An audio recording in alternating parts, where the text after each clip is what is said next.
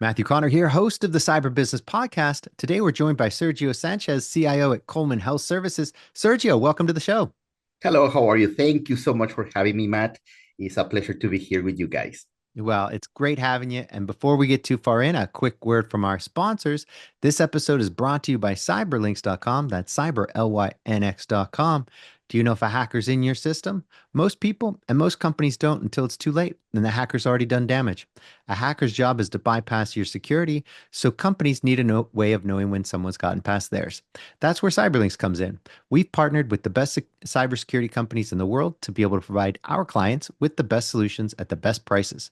So whether it's managed SIM, SOC, EDR, MDR, XDR, you name it, we'll help you find the best solution at the best price. Find out more at cyberlinks.com. That's cyberlynx.com. And now back to our show. Sergio, for those who aren't familiar, can you tell us about Coleman Health Services and your role there as CIO? Yes, hi, hello, how are you, everybody, again?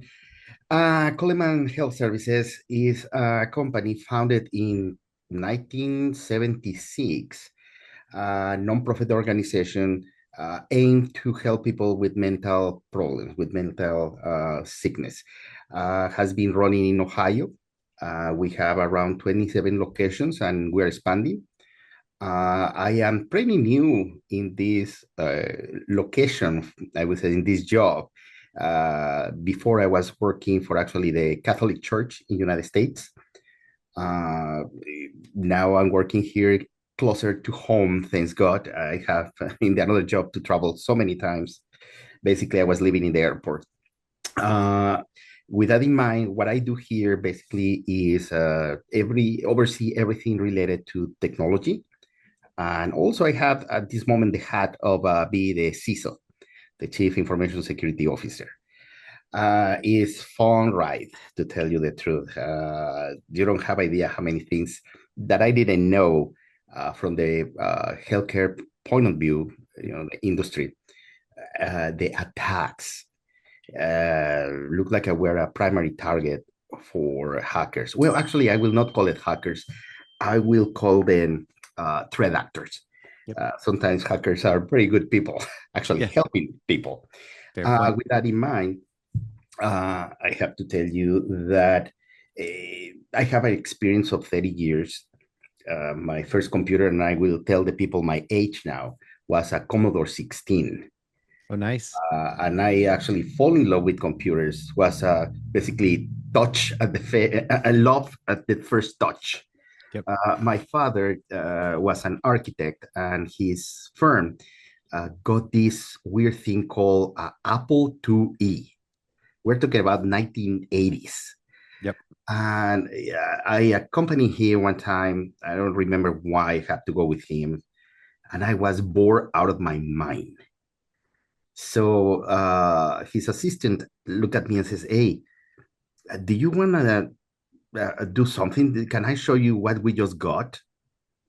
Yeah. So she came with this weird amber color monitor and a keyboard that has more keys than my typewriter. Yep. And was like, "What is that?" "Well, it's a computer and we're going to play a game." "What do you mean, play a game?" So she loaded Space Invaders, I remember, and I fall in love with. Oh my God! After that, I every allowance that I had, was to save for a computer. And at that time, believe it or not, what is now Walmart in Mexico, and I hope it's no it's a sponsorship right now, they were selling these computers. And I repeat, it was a Commodore 16, not even the 64, the Is that 16. the 16? Yep. So I got it. I start to figure it out. What was that? I start learning basic and I start to get, games. Now, the video games at that time wasn't like right now that is almost one per day. Over Yeah. there, you have to wait a couple years in between games. So in that in between years, I start to try to figure it out how to make my own games. So I learned Basic, Fortran, Pascal. I mean, this is languages that probably Yep. the new generation is like, what the heck is that? No Yeah. idea. Uh, to the point that 4 or 5 years later, my father called me and says, "Hey, if I give you a book, can you read it? Because we just got something called a mainframe and dumb terminals." And he came with this set of books, red books, I remember, it says Novel, Yeah. and a bunch of coaxial cable and a very weird connectors that was like a Lego pieces. Yeah. And I discovered what was the famous token ring network configuration, Mm-hmm. where if you trip with the cable and disconnect it, everybody Everybody's dies. out. That's right. So, but all this was a hobby. So, no, really, at that time in the school, they didn't have really computer classes per se. Like, we have somebody that maybe have some idea or more idea of you about technology in that time. So that people was kind of teaching a class, and I did in quotes.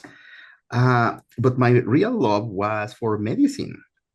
So actually, I went to school, medical school in Mexico, and I am a certified general surgeon by the National University of Mexico. About that. So computers was basically just a hobby, something to do when I was home and not with patients. Uh, Time passed already a couple of years, well, actually 6 years being a medical doctor. I decided to go on vacation.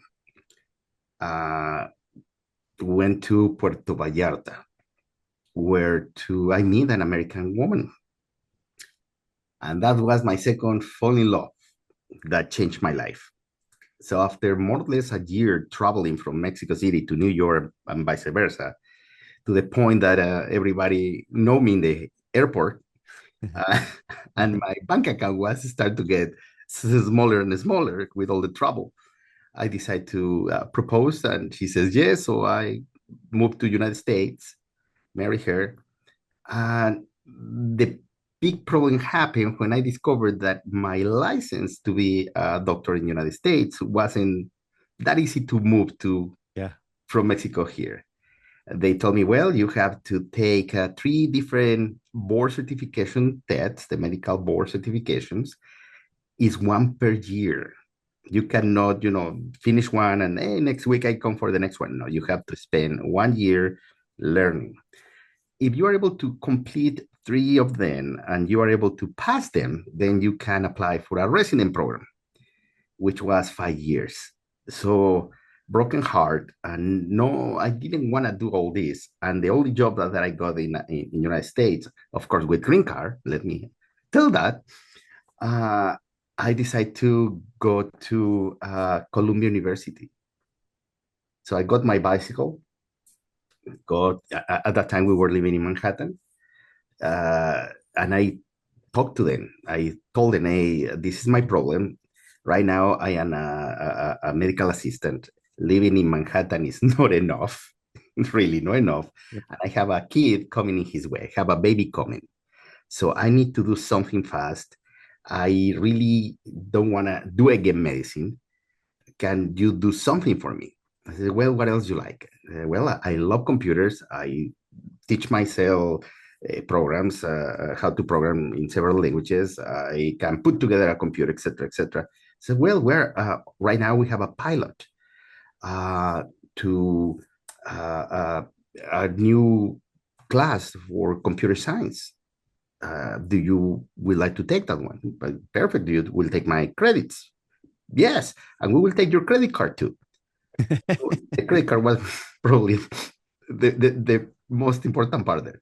Yeah. So after 2.5, 3 years, I became master in computer science by Columbia University, Ivy League, sorry. And my first job was with Philip Morris, the tobacco company, Yep. where was probably the fastest and most confusing interview for a job I ever had.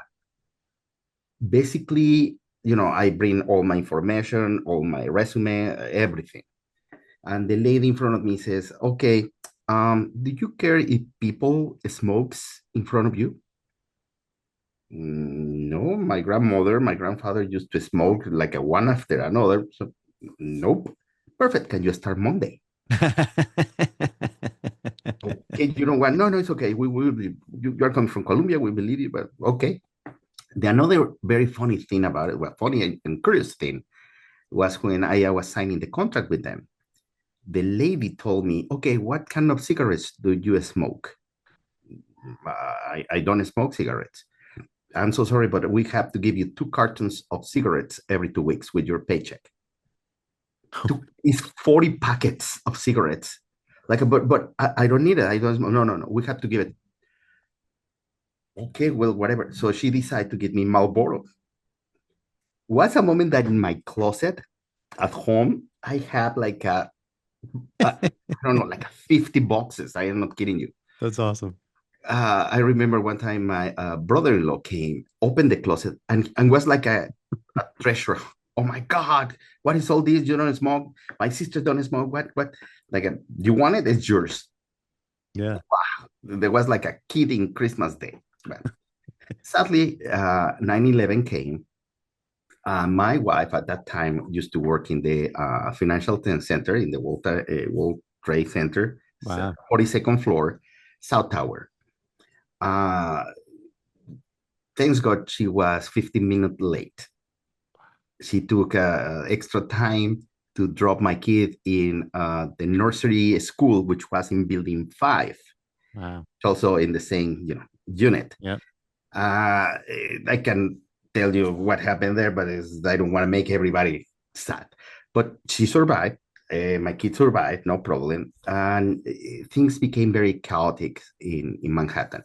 Yeah. And also at the time was the anthrax Yep. scare that people were receiving envelopes with white powder. So we decided to move upstate where my in-laws live, and I started looking for another job.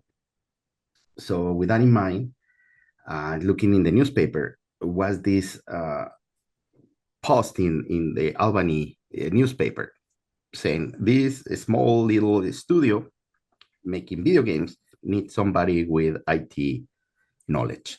So I applied, and I remember my interview was with the director of human resources, very nice lady. Actually, she became kind of like my mother in the United States.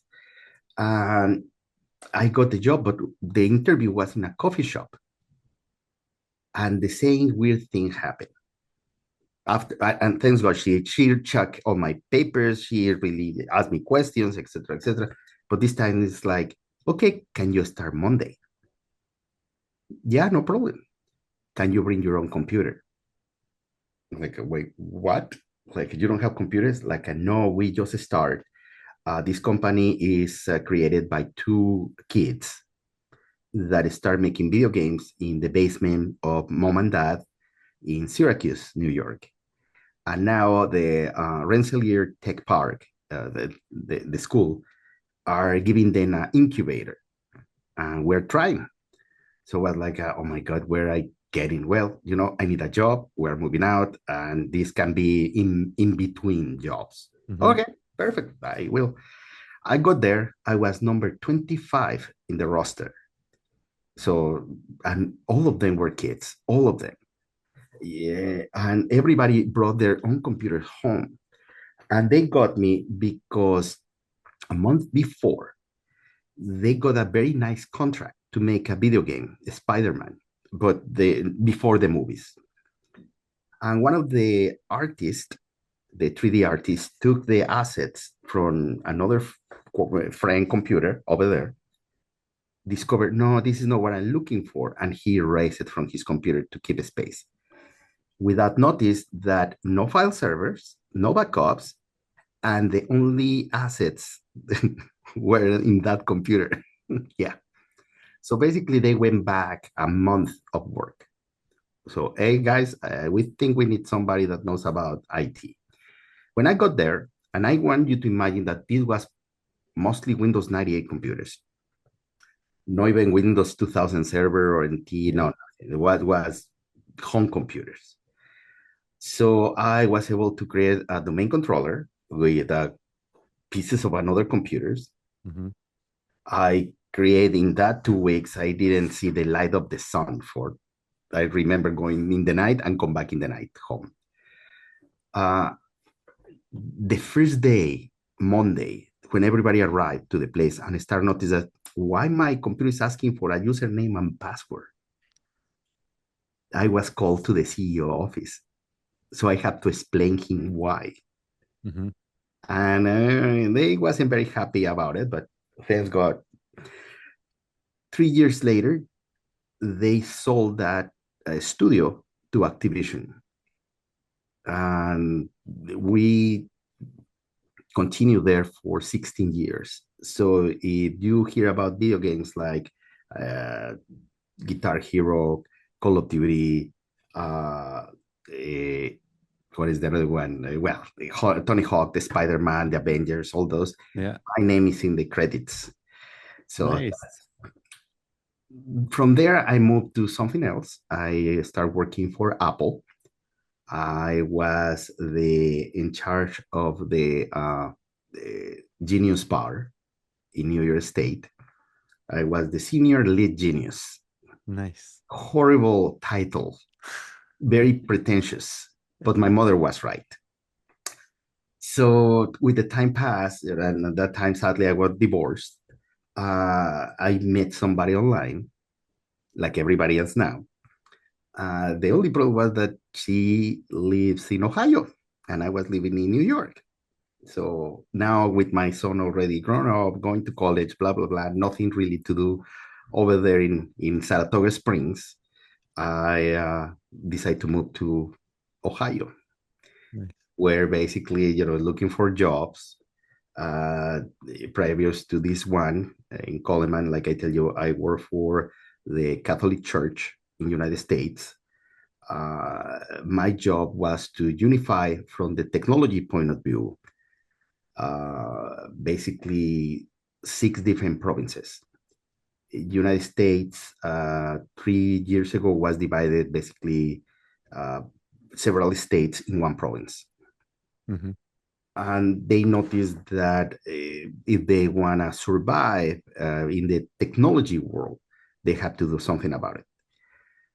If I tell you that before we came to work with them, people were using AOL accounts, Yahoo accounts, Hotmail accounts to do official things. This is sad and interesting, but again, 30 years working in IT, I always wonder who will fall for the famous Nigerian prince or Yeah. Nigerian princess scam. I met the guy, and they lost $15,000 because of that. But I want you to think about this. This was the nicest. I love my end users at that time. But the hard part for us, the technical guys coming to help them, I want you to think this: you and me, and everybody that work around us, even when they are not in the IT department, everybody use a computer or a phone to do their job, or part of the job is one of our main tools.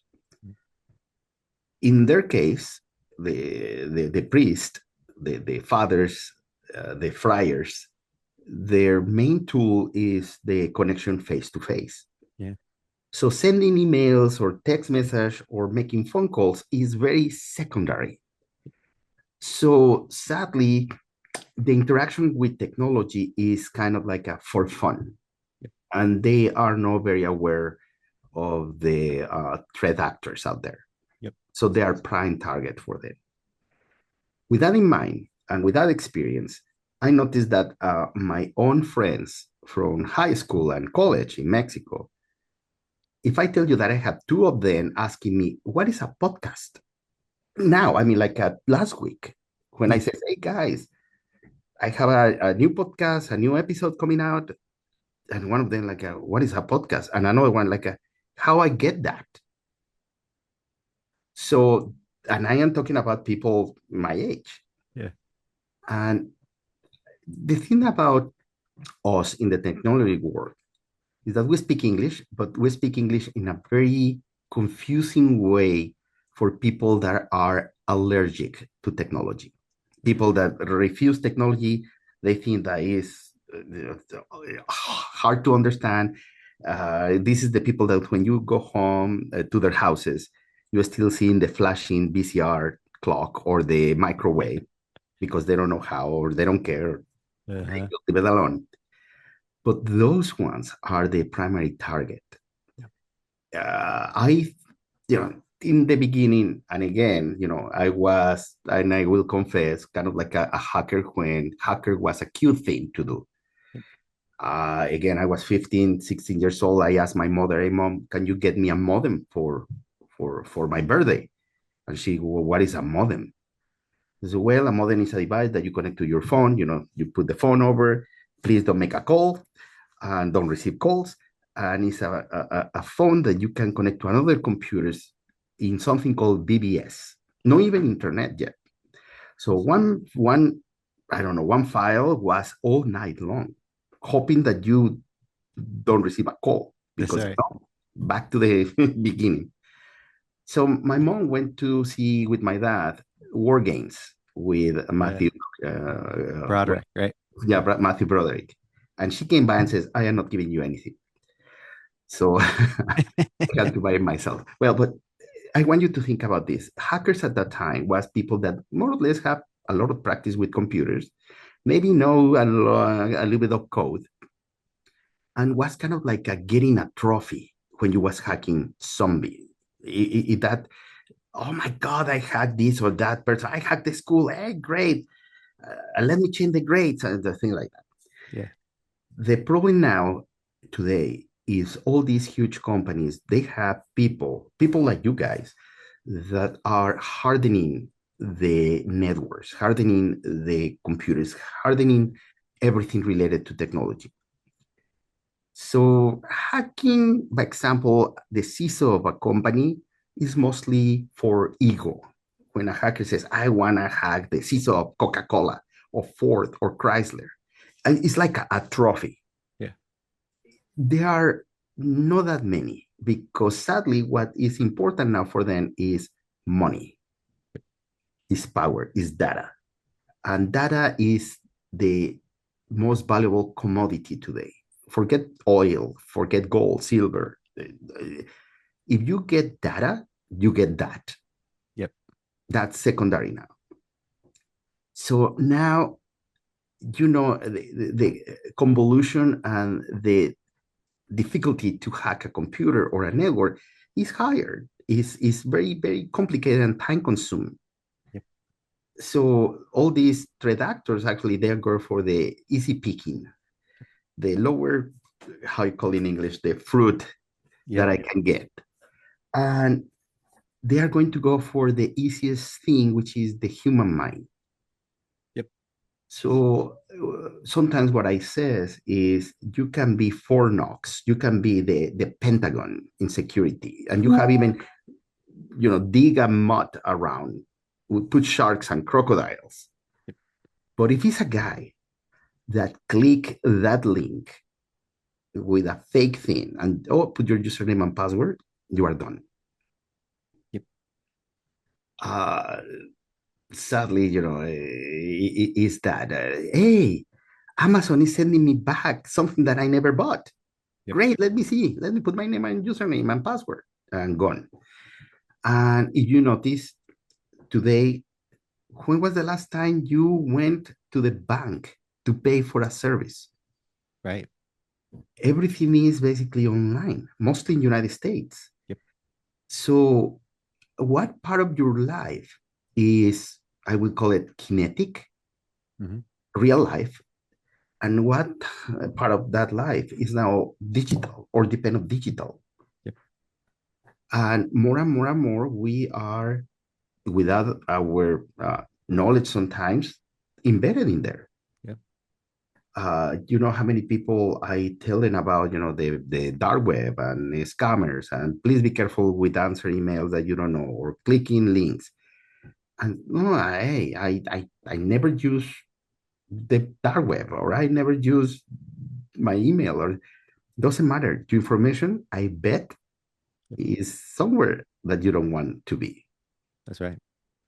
So that's a little bit of what I do. And now here in Coleman, so I am trying to put everything up to date. Sadly, money in a non-profit organization is a big, big stopper of the show. Yep. So I have to figure it out, what is worthy, what is not worthy, and what we can get. And sadly, with the security, the cybersecurity, the question is no how we will get hacked or how we will get breached, is when, That's right. and are we prepared? Yep. And, I love AI. I think it's basically a new era. I wanna tell you that to me, kind of like the beginning of a new industrial revolution. Uh, in the 1800s, and you can see a show, Downtown Abbey, Yeah. Good where one. it's all these poor, very, very rich people, but it's Mhm. poor people because they are losing their servants Yep. to the factories. Hmm. So the servant now they are moving from the suburbs or the big huge mansion serving breakfast, lunch, and dinner to this rich guy. Now they are moving to the cities, making the cities a center of civilization, That's and right. start working in factories. That change will happen with AI, Hmm. and it's an amazing tool. But just like a tool, and I'm going to paraphrase amazing guy, uh, Perry Carpenter, in his book Fake. He says that basically AI is a tool. It's like a hammer.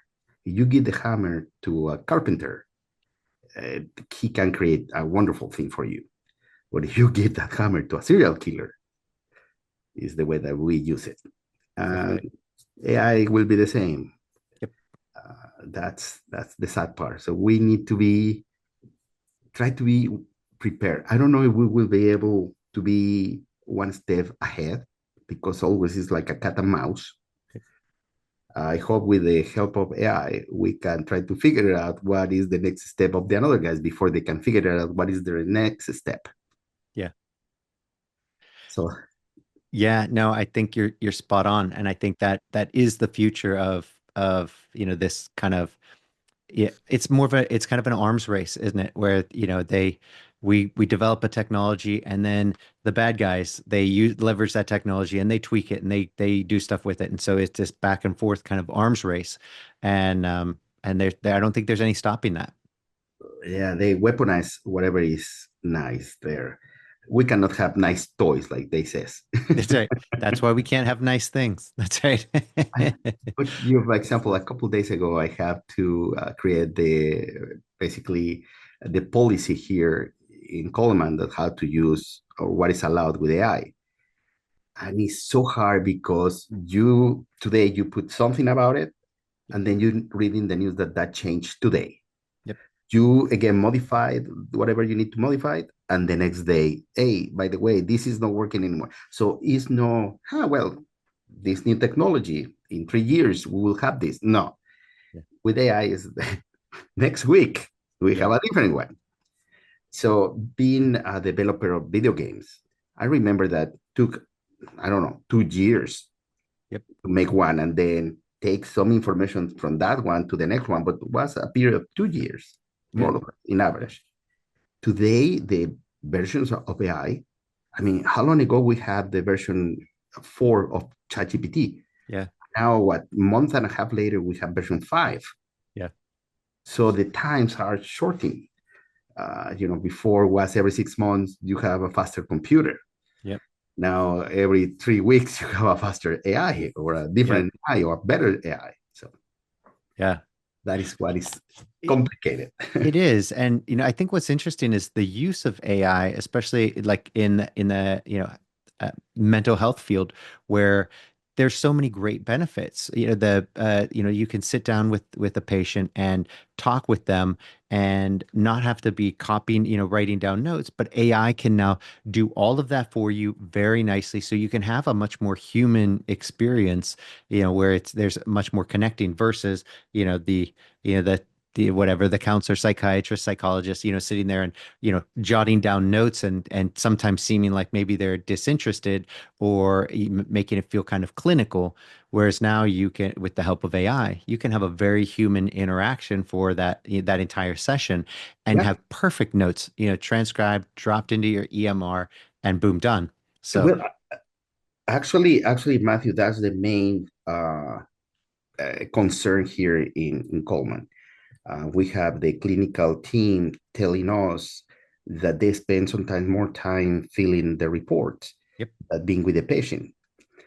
Now, I want to tell you from my medical point of view, and I hope I don't make my medical doctors fellows upset about this. But when you go to the doctor, any doctor, you are expecting several things before you step in the office. First, you expect that he is a very good doctor. Second, that he was one of the top doctors in his class, that he knows what is the problem you have, that Mhm. he has the, or she, sorry, has the experience before that saw your same case with the same your symptoms previously. Yep. So you are expecting all that.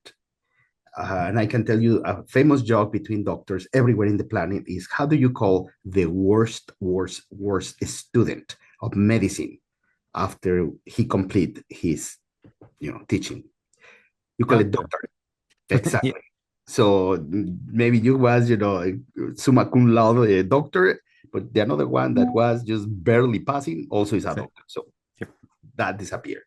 The another thing that you are expecting is that again they have the knowledge of what is the possibilities of you with all this symptoms that you are presenting that they have. Imagine that now you can have all the knowledge of medicine, and I'm talking about since the Greeks all the way Yep. to today, with feeding that AI with millions. I know say I don't want to say thousands. I want to say millions of X-rays, analysis, blood check-ins, everything, Yep. and not only in United States, but you complement that with everywhere in the planet. Imagine now that you ask that AI, hey, this is the symptoms. What is the probability of this person has this, or this? And maybe it says, no, you are wrong. Really is this. Analyzing all the studies and compare with millions of information, in 15 seconds, you have the result. Yeah. That would be wonderful. That would be like you are in Star Trek. Gotcha. Yeah. That will help a lot. And I am sorry if I make some of my fellow doctors like, no, no, I want to be the diagnosis guy. So, Well, I think it's interesting. I like that you brought up Star Trek because I think there's one of those things that they once again kind of nailed, where Gene Roddenberry he really nailed it with this because I think the future of medicine, I think we can see it now that what it will be this tricorder that they go over and they're like, oh, this is the problem, and great, you still need a physician who's gone through the training, who understands what's going on to be able to administer and do these things. You don't want to step into a machine that and then injects you and yeah.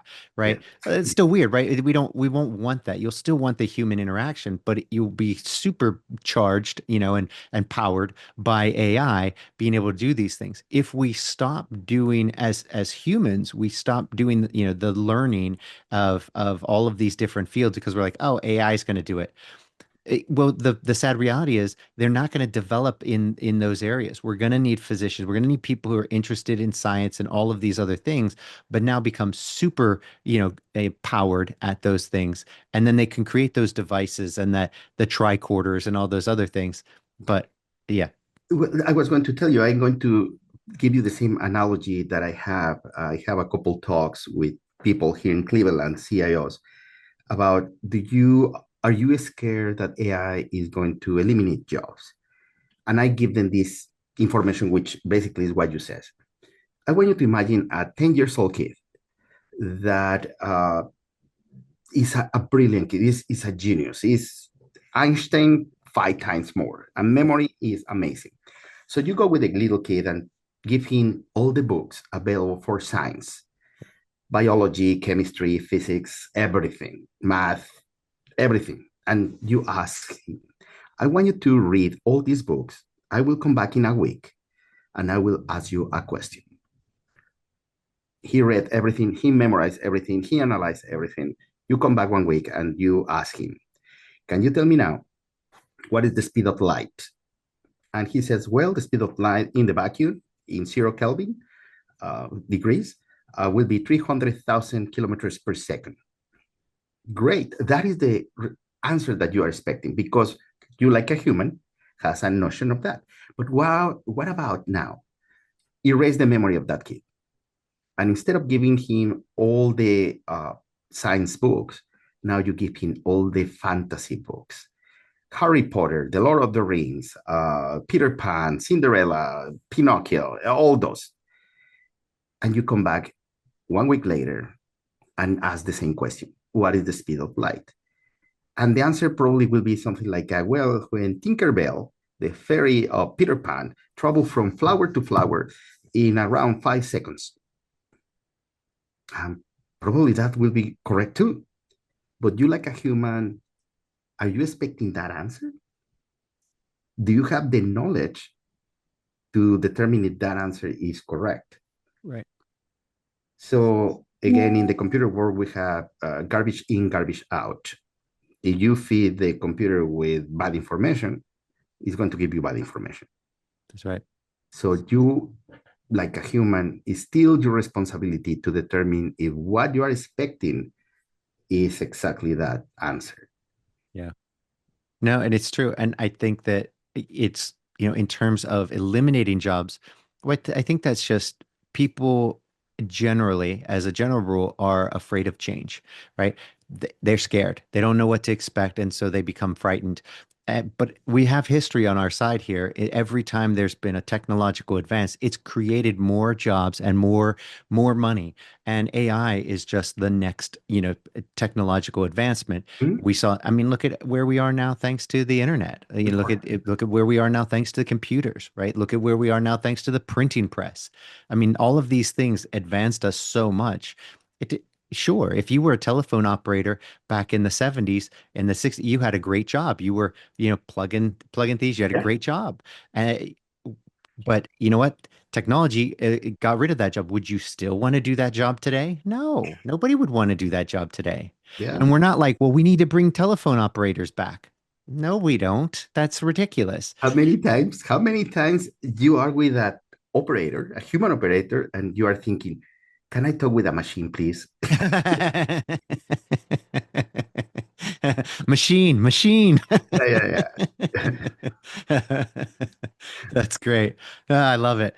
Sergio, this has been fantastic. And I think, this is been a lovely conversation. It's been so much fun, getting to know you. I think we need to have you back on the show to dive into some more topics. I think it'd be fantastic to have a follow-up episode. But before we go, can you tell everybody where they can find out more about you and more about Coleman Health Services? Yes, of course. We are Coleman. We are here in Kent, Ohio. We are serving basically all the community in several regions, mostly, Central Ohio, and everything with related to actually mental issues. We are right now also a part of the crisis system, so everybody can call the famous 899 number, sorry, 988 Yeah, number, and they will be able to get help. It's extremely important. They are not alone. We are here to help. In my case, you can look everywhere in that you are looking for podcasts. The name of the one in English is Behind the Digital Curtain. If you go there and look in, Pandora, I hear radio, Amazon, Spotify, all of them, Apple podcast, you will find it, and that will be an amazing pleasure to have the opportunity to be with you again. This has been fun. fantastic. Well, thanks again, Sergio, and until next time. Thank you. Bye, Matt.